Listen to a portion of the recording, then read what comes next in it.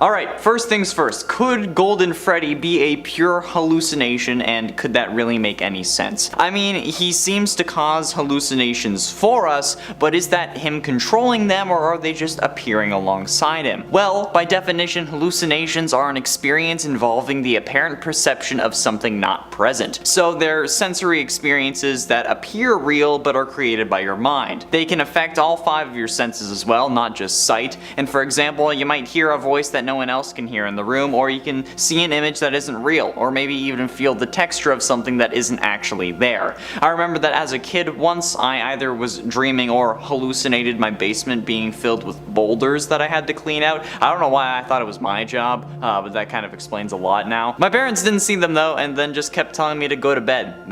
They thought I was doing a bit or something, but this definitely explains a lot. Hallucinations though may be caused by mental illness, the side effect of medications, or physical illnesses like epilepsy or alcohol use. Not getting enough sleep can also lead to hallucinations. You may be more prone to hallucinations if you haven't slept in multiple days or didn't get enough sleep over longer periods of time, and it's also possible to experience hallucinations right before falling asleep, known as hypnagogic hallucinations, or right before waking up from sleep, known as hypnopompic hallucinations, which is why sometimes you may hear a voice or something that sounds like a voice while you're dozing off. But it's also not just limited to sleep. High fevers, migraines, social isolation, seizures, terminal illness, and high levels of stress can all also cause hallucinations. And honestly, based on the first game alone, I can see why we would have high levels of stress and probably be sleep deprived. I mean, our shift is from 12 to 6 AM, and that's only the part that we actually get to play, and I'm sure the working environment is pretty awful, and we're alone the whole time, which not only increases the stress, but the feelings of social isolation as well. And that's only within the first game. If we want to talk about the series as a whole, we play as Michael Afton in basically every game, with the exception of a few. So we can use this to kind of understand what's really going on. In the cutscenes to Sister Location, we learn that Michael was used as a vessel to help Ennard and whoever was inside of Ennard to escape the underground facility that's the main setting for that game. However, in the process, we end up becoming purple from all the bruising, because you know, metal parts are moving inside of us, and the neighborhood we live in ends up becoming afraid of us. See the "you won't die" scene for proof of that one, because everyone is hiding behind their homes as we walk down the street and then eventually puke Ennard out. They start off loving us, waving and smiling, but eventually become terrified and actively avoid us. If that's not gonna start the feeling of social isolation, I don't know what is. And I know what is. And we know that the original games have to come after these events, because we're not only sent here by our father, who would have a tough time doing this trapped in a secret room, but also because of the cited reasons for being fired at the end of the original games. Odor is always listed, meaning that we've definitely been through some rough patches. And it's also worth noting that in Sister Location, where the stress, social isolation, and probably the sleep deprivation begin, Golden Freddy doesn't appear as an animatronic, but instead as a reference in the custom night menu, which can't really be considered canon, because in the actual story of the games you wouldn't be able to customize things. So Golden Freddy only starts showing up after Michael goes through extreme trauma, and seems to only be seen by Michael. Golden Freddy doesn't show up anywhere in promotional material for any of the restaurants, even before the Bite of 87, since him causing the Bite of 87 could be considered the reason why they stopped promoting him. But even in FNAF 2, which is just before the Bite of 87, since it may even take place during the events of that week, we don't see any art for the new Golden Freddy. While he does appear in the post-Night 3 cutscene, these are also referred to as the end of night hallucinations, meaning that they obviously aren't real. But also, it's an interesting point of contention. Here you would think that the theory would start to fall apart because, well, it's a hallucination, yes. At this point in the game, we're playing as Jeremy Fitzgerald, right? And while yes, during the main 5 nights we play as Jeremy, more on that later, that doesn't really mean that these hallucinations have to be his. Think about how the hallucinations are being presented, okay? They're the location from the first game, a game where we know we play as Michael Afton. Much like how Michael was part robot after his Sister Location fiasco, and we're inside the Freddy animatronic specifically, like how Michael would associate the character with the one who ended up killing his brother. And Golden Freddy shows up as another hallucination on top of that. These hallucinations are clearly meant to show us how Michael is figuring out what to do next. And not only are they showing the next location that he would go to, they're also what brings him to the FNAF 2 location. Notice how he sees the puppet after night 4 in game, and then we don't really get another end night cutscene, simply because by night 6 we're actually playing as Mike. Sure, we get a check that says that Jeremy worked overtime, but really? Making or even letting an employee work overtime after one of your animatronics removed his frontal lobe? Yeah, no, that check is cleverly disguised hush money from an already shady company. Michael gets there on night 6 and takes over, only to get fired shortly thereafter. On the pink slip it says on the first day, really? But that seems to be one of those I think thou doth protest too much kind of things. Like, why do you feel the need to point that out on this pink slip? The notes section is for reasoning behind the firing and explanations, especially in a legal sense, so those who get fired can't really try and file wrongful termination suits, or at least if they do, they won't really have much legs. We also know that Fritz Smith is Michael Afton using an alias since he gets fired for the same reasons Michael does in the first game. The logical extension of that being that they're the same person, who had to change their name again when they applied to the next place because, you know, the company would have a record of Fritz Smith being fired. And considering how Fritz is one of the missing children's names, yeah, it's meant to be a fake name. Nobody other than Mike seemingly can see Golden Freddy, and whenever we do see him, it's never operational, and it's never in a tangible sense. In all forms, Golden Freddy is slumped over, there's no light in his eyes, and he's always in our office. We don't see him on a camera at any point, so where the hell on earth could he have come from if he is using supernatural abilities to move himself? Some explain this in the first game by saying that he was hiding out in the kitchen since the camera wasn't working, but in FNAF 2, we don't have any cameras that aren't functional, so where on earth could he have come from? It doesn't make sense even with the FNAF universe logic. Hell, we even see Shadow Freddy on the cameras, but not Golden Freddy. Huh.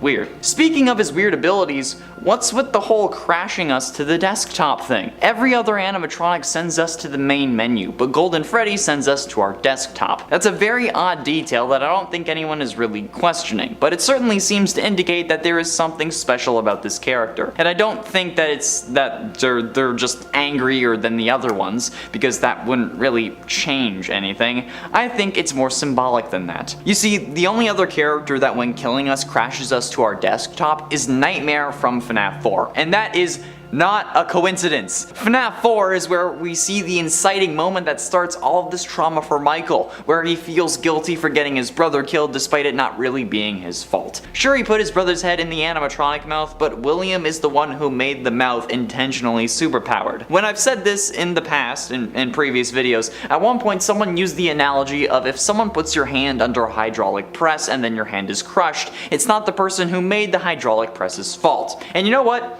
You're right, that's true.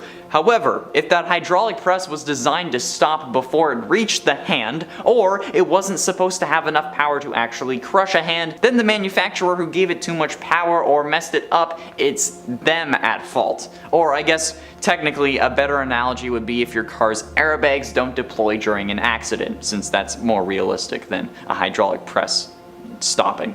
In a settlement reached following mediation, attorneys Alan Feldman, Daniel Mann, and Edward Goldis obtained a multi-million-dollar recovery on behalf of a teenage girl who suffered catastrophic brain injuries in a car accident. Her car slid off the road during a rainstorm and struck a tree broadside, and the head curtain airbags and the chest and thorax airbags in the vehicle failed to deploy during the accident. They could prove that if the car had been manufactured correctly, the girl wouldn't have suffered any injuries, and thus the company settled instead of taking it to court.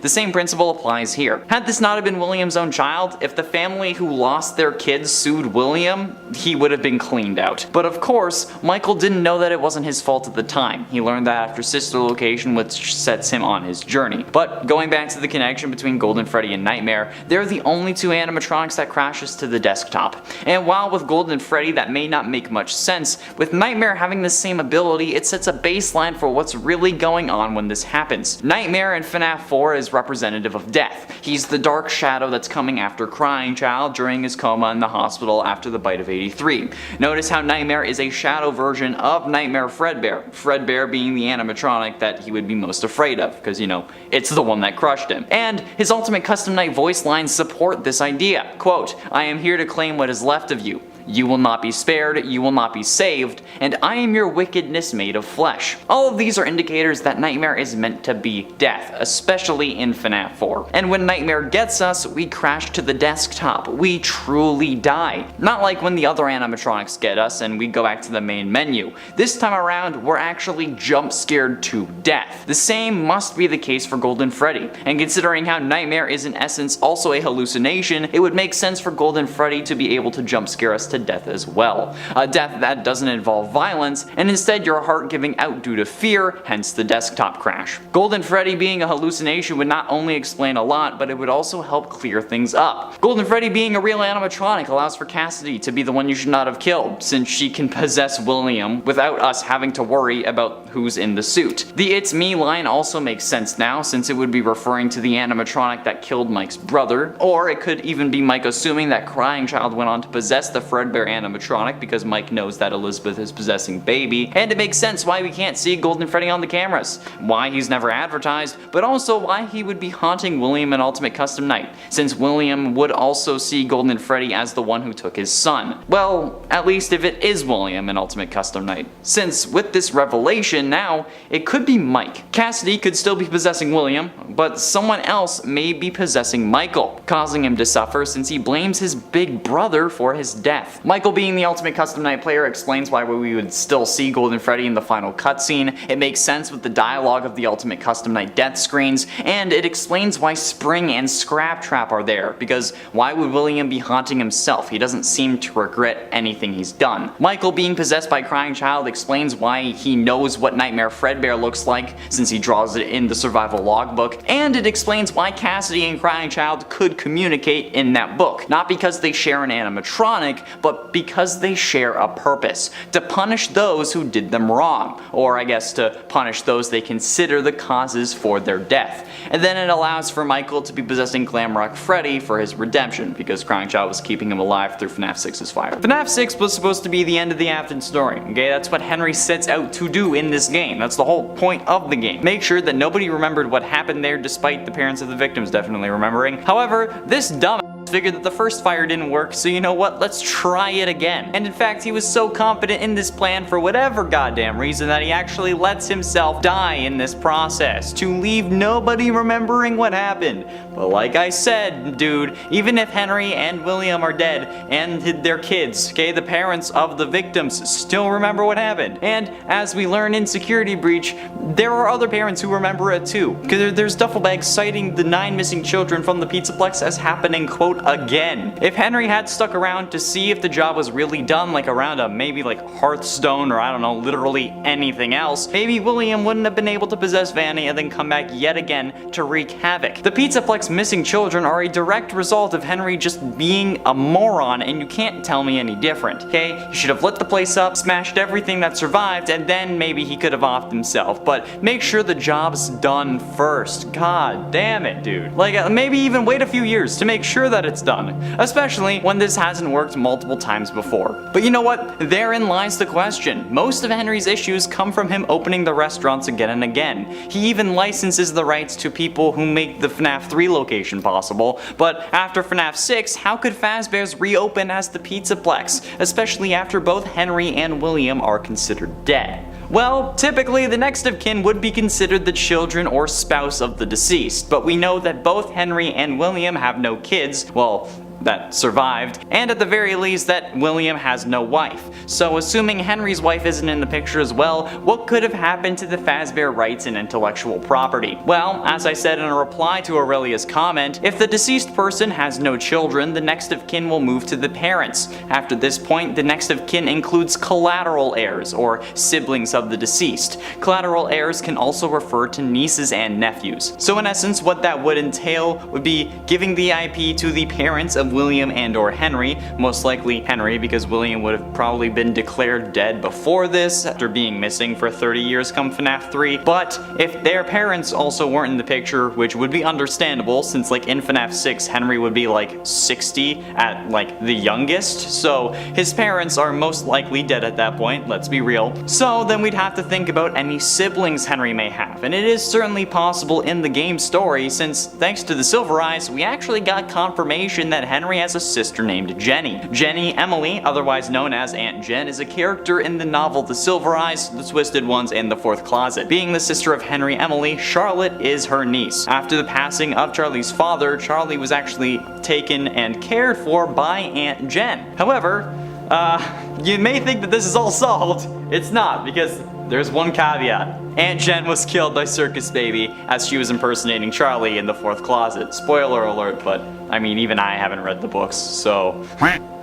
don't think you'll care at this point. Everyone who's going to read the books has read them, so. And seemingly, Aunt Jen didn't really have any children of her own. So unless there's some random extra brother or sister out there that we haven't heard about, Henry has no living relatives. So what happens after that? Like, if there's no actual family? Well, in the event that the court cannot determine who your next of kin is, guess what? Oh yeah, everything you've worked your whole life for becomes property of the state. Yeah. And with Utah typically being a red state, you best believe they'll be selling that IP to whoever wants to pay enough to actually reopen Fazbear Entertainment. This also would explain why William keeps getting away with everything, because I'm guessing, especially in this exaggerated form of story, the police must have been pretty easy to bribe. So yes, after William is declared dead, the company would have gone to Henry, but since Henry has no relatives remaining, at the end of FNAF 6 at least, the IP of Freddy Fazbear and his friends would have gone to the state of Utah, which would have been sold or licensed to whoever bought it, because, you know, they wanted to open the Mega Pizzaplex, which is a whole other question in and of itself, because like they ended up building it right where Afton needed it to be, so who really bought it? That's a question for another day. And unless Michael somehow had a kid of his own and then the state decided to give it to them, both of which are unlikely since it would have been Henry's company after that, or even if it didn't go to Henry 100%, Michael still didn't have any kids. The state would definitely be the ones who would own the franchise and would sell it to the highest bidder without a second thought, because let's be honest, literally any state would do that despite the amount of kids who have died in these restaurants. Also, fun fact, at the time he dies, Michael Afton is like 50 years old.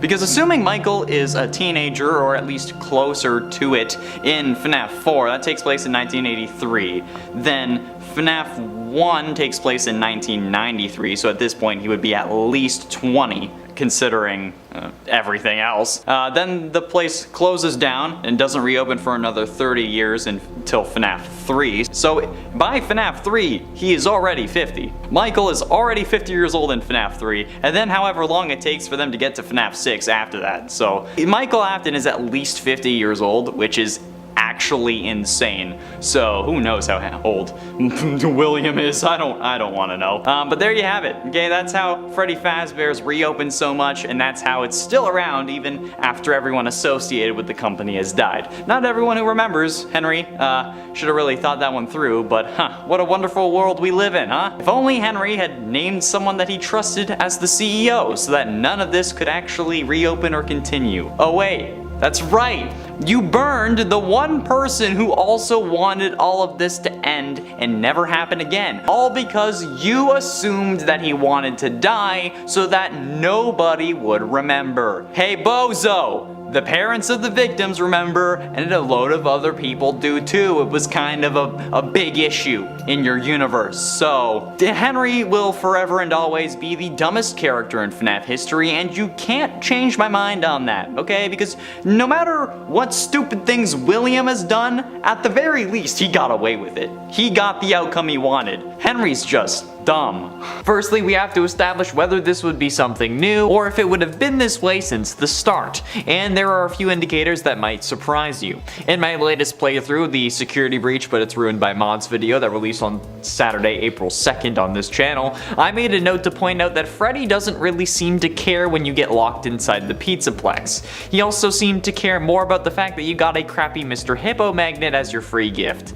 and sounds more disappointed about that than the whole locked in and might get killed by a serial killer thing. Which begs the question, is he really all that disappointed? Obviously, if he was blatantly evil, he would have just turned us over to Vanessa, but if he was really crafty, he would gain our trust first. After all, he should have Glitch Trap's code inside him, right?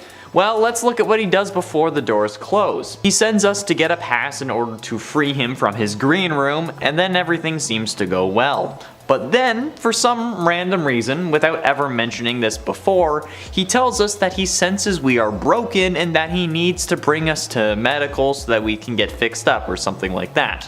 Whether this was meant to be a nod to Crying Child or not doesn't matter in this case, okay? The point here is that it doesn't actually do anything. We get a run-in with Vanessa that later gets turned into a TikTok meme, but other than that, we stay the same. We don't get healed, we don't get a band-aid because we could have had it from the start. We get in that booth, instantly turn around and move the curtain to peep outside and watch that scene. After that, Freddy doesn't mention how we're still broken, and I don't know about you, but me standing in a booth isn't really gonna heal me, okay? It seems odd if you ask me, especially since now with that little pit stop, even if you go full steam ahead making no stops, sprinting the whole time, you can't make it out of the doors.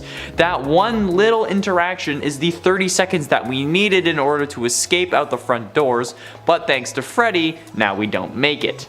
And you can't use his programming as an excuse for this either, because if we want to use programming as evidence, this man was supposed to be controlled by Afton's virus, and the glitching out should have messed him up. Plus, his coding isn't designed to scan children that are literally inside his body. If he picked up on the injury when Gregory was outside of his stomach for the first time and he was scanning us, why not take him to medical instantly, or as soon as you got out of the green room? And again, why make it seem like your coding is letting you scan a kid that's inside you, when nobody should be in there? Unless that's the point. What if Afton's virus did grab a hold of Freddy and just made everything seem like it was fine? Having an animatronic protect you and gaining the kid's trust is a lot better than just nabbing him out of nowhere. Plus, I mean, there would have been plenty of times this kid could have been gotten, particularly when Freddy gets grabbed by the Moondrop animatronic right outside of Parts and Service. You're telling me that Moondrop, the daycare attendant, told Vanessa that Freddy was in the Parts and Service room, but didn't mention that we were in the recharge station right next to Parts and Service? I mean, he knew, like he waved at us while taking Freddy away. But Vanessa knows that just grabbing Gregory won't accomplish Afton's true goal. So instead, what do? They stage a fake interrogation where Freddy once again looks like the good guy, and then she leaves through the most inconvenient way for her possible. Why would she leave to Rockstar Row when she could easily come our way and then head to the main atrium? That's where Gregory was. That's where all the animatronics have been spotting him. And then, after Vanessa leaves Freddy in Parts and Service so that his casing can be put on a new endo after corporate gives the go-ahead, she doesn't seem to be suspicious that he's walking around Rockstar Row. Like, who would have repaired him if not Gregory? There is literally no other living human in the Pizzaplex at this point, and the whole containment cylinder thing is so that it protects humans on the outside. Why is Vanessa so nonchalant about Freddy walking around? It was something that confused me in my first playthrough. I figured that Vanessa would just pull us out of Freddy if we got too close, but no. And a reasonable explanation to that is that she isn't sus because she knows the plan. And also, it's worth noting that Afton has spent all this time in a burnt down Pizzaplex that also contained his daughter, who has pulled this exact same scheme on us prior to this game, okay? So he could have picked up on it from her, either while they were burning, while she was trying to impress him, or maybe if she is controlling the blob and it's not actually Funtime Freddy. Just saying. And maybe I'm wrong about that, okay? It's entirely possible. I mean, after all of this, it is a FNAF game, right? Where not everything makes sense for the sake of the story that Scott wants to tell. But what about the post-game? What about after we supposedly end Afton? What then? Is Freddy on the up and up? Or is there enough of Afton in there for us to be in danger? Well, it's actually a pretty interesting idea, since there is the distinct possibility that Afton is now controlling Freddy. Sure, when we haven't defeated Afton's body and he ends up possessing Freddy, we get killed instantly and Freddy gets purple eyes. However, in the actual ending to this boss fight, we supposedly stop Burn Trap. but then the area around us starts collapsing. What if Afton was using Freddy as a means of escape when he knew that his situation was dire? I mean, honestly, if we think about this, Afton was downloading his consciousness wirelessly into Glamrock Freddy while we were fighting him. That was the whole point of the fight.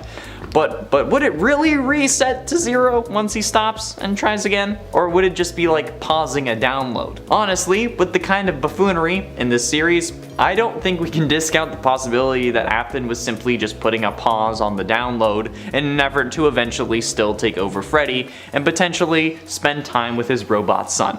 Or maybe just escape into the world once more. But like, seriously, he was transferring his consciousness into Glamrock Freddy by putting his hand on a monitor. And not even a monitor, like a dinosaur monitor at that. I don't think that we can like just go like, oh no, he's not in Freddy, he's dead, he's gone forever. That's no. If he can transfer his brain from an animatronic into another animatronic through touching a computer screen where he can see the guy, that's...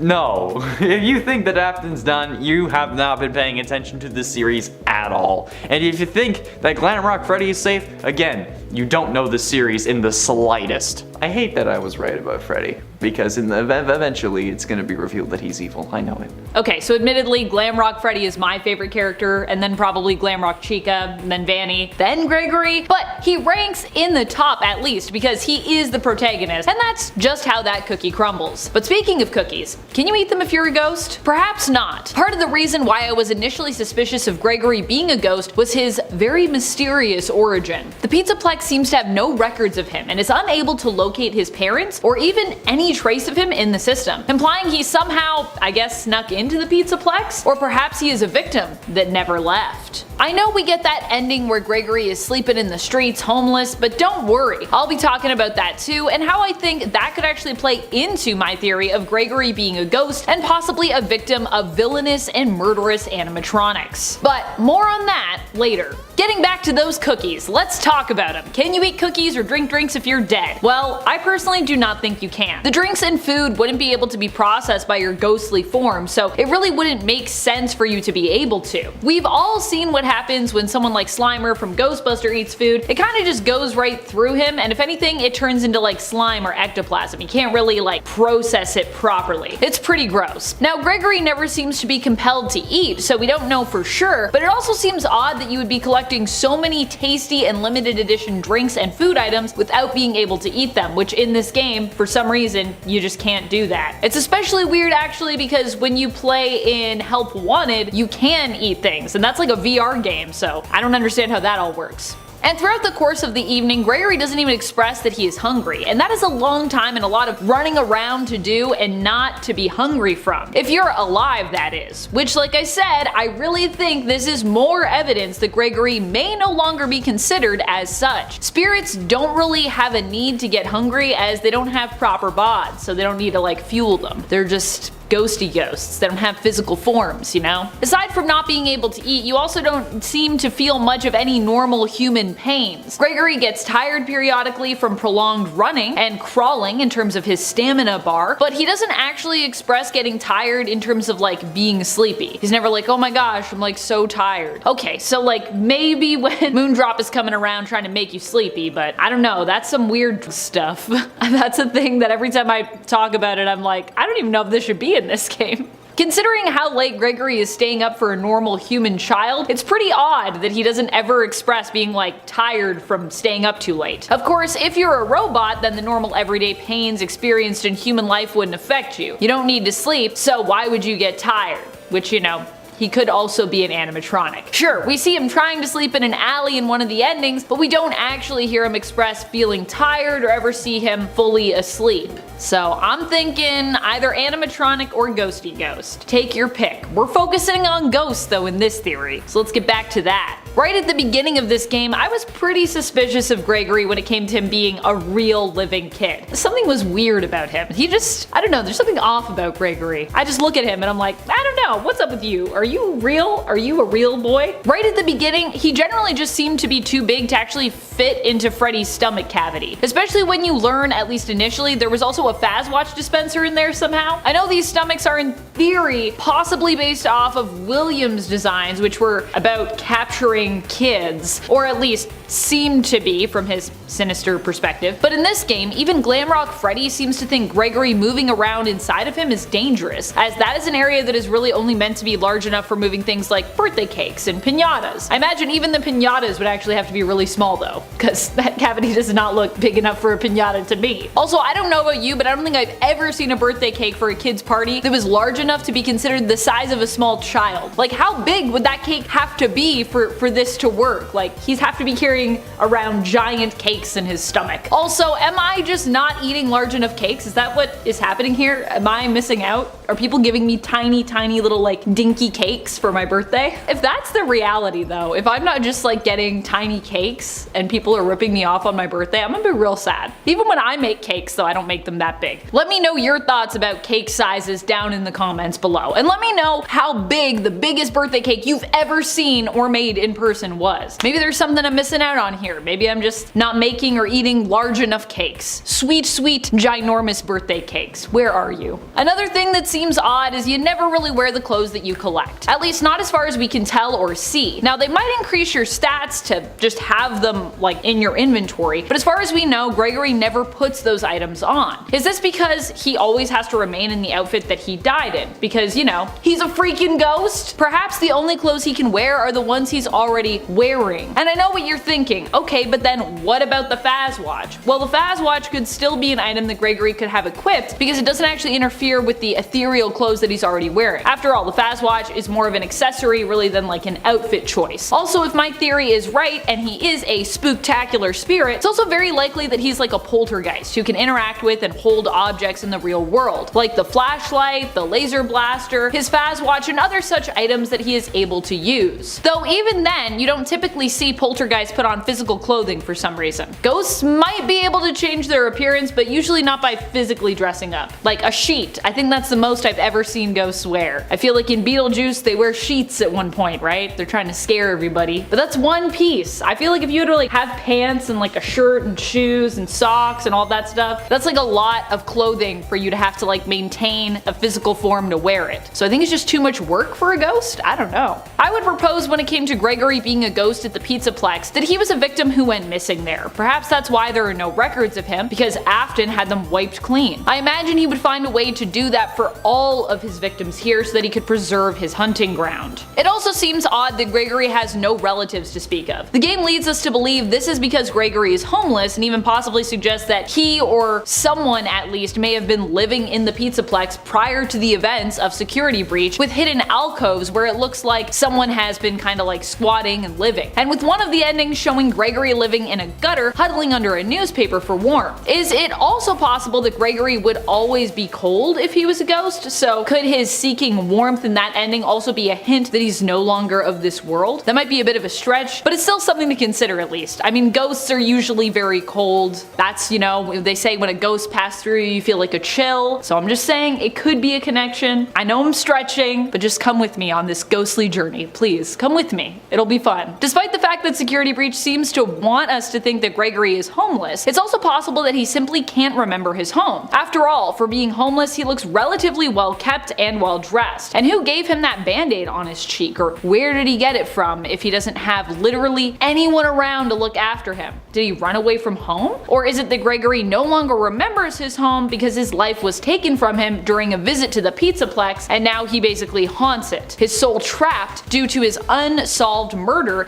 and the traumatic nature of his death? Perhaps this experience was so traumatic that he doesn't even remember that he's dead, which is why he doesn't even try to communicate it to Freddy or even really reflect on it himself while alone. I think if he is a ghost, he doesn't really fully understand that himself. This could also imply why the real and true ending for this game has to be in defeating William Afton, aka Burn Trap. It could be that this is Gregory's unfinished business, and the ending we get if Vanny is redeemed with Vanessa, Freddy, and Gregory on the hill is actually symbolizing that they have all crossed over and now get to be together and at peace. After all, that whole hill with the tree and everything, it definitely reminds me of the gravestones that we've seen before in FNAF, so to me it feels very like ghost vibes, in my opinion. Of course, one theory we've been discussing on Top 10 Gaming for a while since before the release of Security Breach is that Gregory could actually be Crying Child. If so, this also kind of fits with our ghost theory. I mean, sure, Crying Child could be an animatronic replacement child who was created after the original Crying Child's death. Gregory could be a lifelike animatronic as such, but it's also possible that Gregory, if he is a ghost, is actually the spirit of Crying Child, because although we have theories about where that spirit is, we've never really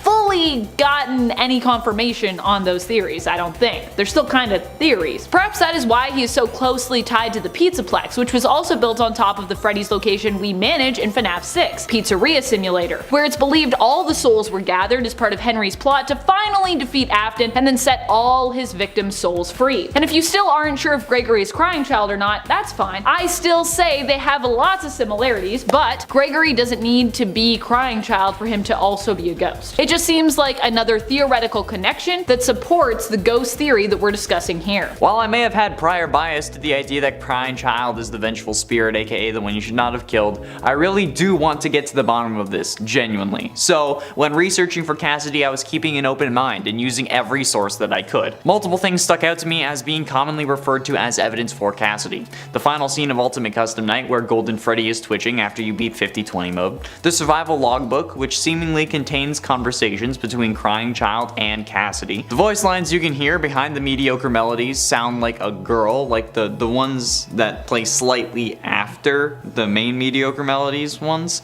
And William actually killed Cassidy directly, as far as we can tell, whereas Michael put Crying Child in Fredbear's mouth. And these are some good points, and not something to discount. These are also the points that made me believe that Cassidy was the one you should not have killed originally as well. There's also the point that when the animatronics refer to the character as he, they're simply referring to the Golden Freddy animatronic, since Golden Freddy is a male character, as well as Cassidy's name containing the Cass prefix, which means curly-haired in Gaelic, and the character of Andrew, who represents the vengeful spirit in the Fazbear Fright story The Man in Room 1280, has curly black hair. There's also the two-eye theory from FNAF 3. The two-eye theory states that in the FNAF 3 bad ending, there are two eyes lit up in the head and the back, which we assume to be Golden Freddy to show that there are two souls inside the animatronic. I do have rebuttals for Crying Child points as well, alright, so don't worry, but I feel like it's important to not only talk about the evidence, but also give countering points to it as well. These are mostly coming from my brain, but after over 350 FNAF videos on my own, I feel like I am more than qualified to discuss this. The Golden Freddy final scene in Ultimate Custom Night can easily be explained away if you do believe the two souls theory, since if it was Crying Child in the suit as well, this would make sense. It could also be due to the fact that he was put in a coma by the Fredbear animatronic, which is a golden bear like Golden Freddy. The he pronoun being used to describe the vengeful spirit is a really hit to the Cassidy theory as well, since why would they be describing the gender of an animatronic when they're talking about the kid that died? Especially when, thanks to the mediocre melodies, we know that these animatronics are just saying the things that they're made to say by the one you should not have killed, meaning the spirit is really the one using these pronouns, so why wouldn't they use their own and instead use the animatronics? The voice lines sound like a girl because, well, they're voiced by a girl. The casting call on voices.com was very general and said that the actress could lean towards either a male or a female. The survival logbook having two spirits doesn't really have anything to do with Cassidy being a vengeful spirit, and the Cass prefix, while yes meaning curly haired in Gaelic, seems to me like a bit of a stretch.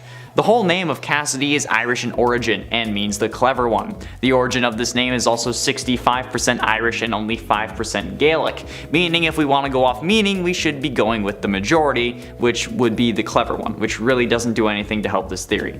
And the 2-eye theory has been debunked by us in the past in its own video and also on my Instagram in a reel. However, I'll go over it here. In an interview with Doco, Scott confirmed that while making FNAF 3, it was intended to be the finale, that there was no intended next game, meaning that at that point there were no other characters that could possess Golden Freddy. The lights being on in both eyes is simply because the light is bouncing off the inside of the head, and to show us that it actually is an animatronic head that was supposed to be Freddy, since if it was only one eye it could also kind of look like Bonnie. Or hell, if it's only one eye we would have thought that it was another Foxy. Now there is a lot more evidence for Crying Child in my opinion, okay? Whenever I asked others who thought that it was Cassidy why they thought it was Cassidy instead, they all ended up giving me the same points. That Cassidy was killed directly, the two souls theory, and the gender confusion of the animatronic. Typically, nothing additional was added, okay? I'm sorry, it's just how it went. So now let's go over some of the evidence I gathered for Crying Child's case. Cassidy was released in the Happiest Day minigame in FNAF 3, hence why the original animatronics don't appear in FNAF 6 when Henry is trying to put everything involving Fazbear Entertainment to rest. If Cassidy is at rest as well, she cannot be possessing William. The spirit possessing William also, from what we've seen in the games, cannot be possessing both him and the Golden Freddy animatronic. If he can possess multiple things, then the two souls theory helps explain that as well, despite two souls and multiple possessions coming out of seemingly nowhere as far as the games are concerned. As I said, the casting call also said whoever got the part could lean towards a male or a female voice. And considering how Tabitha Skanes, the actress who got the part, is female, it would make sense for her to lean towards a female voice. It's also worth noting that most prepubescent male characters have female voice actors. Danny Phantom, Timmy Turner, Ash Ketchum, all these characters have female voice actors because they're young, so the same would be the case for Crying Child. The appearance of the Nightmare animatronics in FNAF 4 as well also seems to be impossible unless the one creating that situation, the Vengeful Spirit, had seen them before. And since FNAF 4 was a dream, as confirmed by Ultimate Custom Night in lines like "this is a nightmare you won't wake from," Crying Child is the only one to have seen these animatronics. Crying Child also dies in a hospital after suffering through the agony of his coma nightmare, which would give him the power to latch onto something nearby, which would have most likely been his father. There's also weaker evidence like the fact that the image used for the Vengeful Spirit is just a blown out image of Scott's son, which could be a parallel to William's son.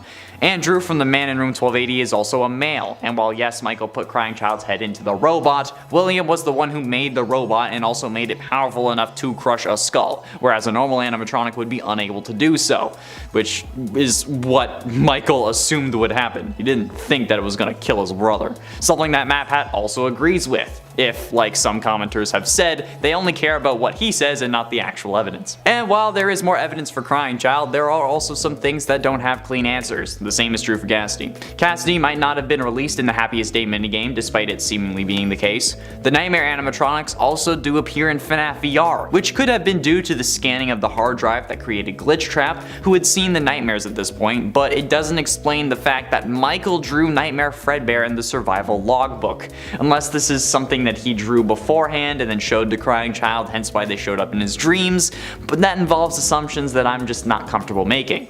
Crying Child does die in a hospital. However, while we haven't really seen proof that you can possess something far away in the games, we also technically haven't seen proof that says you can't. In my personal opinion, the lack of evidence is in and of itself evidence against that, but I guess I can see why others wouldn't be so quick to accept that. The same idea with possessing multiple things. The whole image being of Scott's son thing is kind of weak, but considering that the FNAF 4 home was also decorated with images of his family, I'd actually like to think that this is more important than we realize. Because sure, using his own assets is cheaper than buying them, but this seems very deliberate. If the images in the FNAF 4 home were supposed to be of William and his family, and they were of Scott's family, and then Scott's son is used for something else, yeah. but people will hone in on how that is circumstantial. The biggest rebuttal for Crying Child, however, is that William didn't kill him, Michael did. And since Crying Child is William's son, he wouldn't want to torture his dad. And while this can be true, we have to remember that Crying Child is again also a child, who most likely saw his sister get scooped by Baby, who got scared when he saw his father putting a worker into the Fredbear suit, and one of Scott's hints from that live stream oh so long ago was what is seen in shadows is often misunderstood in the mind of a child. Even without seeing William give the superpower he needed to the animatronic in order to make it a killbot, Crying Child knows that William is making killbots. He knows that he made Baby, and he knows that William made Fredbear. So getting killed by the animatronic wouldn't necessarily be Michael's fault, it would be William's. Much like how Elizabeth's death was his fault as well. And being family doesn't mean that you can't dislike or even hate those people, okay? Being related to you doesn't automatically give people a free pass for doing horrific acts. If my father was a serial killer who killed my little sister and then killed me using overpowered animatronics, you best believe I'm coming back with a vengeance. And also, just one final point in general, in that interview with Daco that is still available on Daco's channel, Scott said that FNAF 3 was intended to be the final game. This question is presented 21 minutes into the video if you want to actually look at the timecode, when asked about which ending of FNAF 3 is canon. However, Scott also refuses to answer that question, because he knows how passionate the community gets, and cites the argument over Mangle's gender as a reason why he won't answer it. He says that it's complicated. And to me, this sounds like it's because what people generally understand in this series would be countered by which ending is canon. The good ending would have released Cassidy's soul, which would in turn make it impossible for her to be the vengeful spirit, since that minigame was in fact not Crying Child, okay? He hadn't been introduced yet. And according to a recent community poll, which actually inspired this video, the generally accepted idea is that Cassidy is the vengeful spirit. So if he had countered that, everyone would have all been up in a tizzy, okay? This was also after Ultimate Custom Night had been released, so yeah.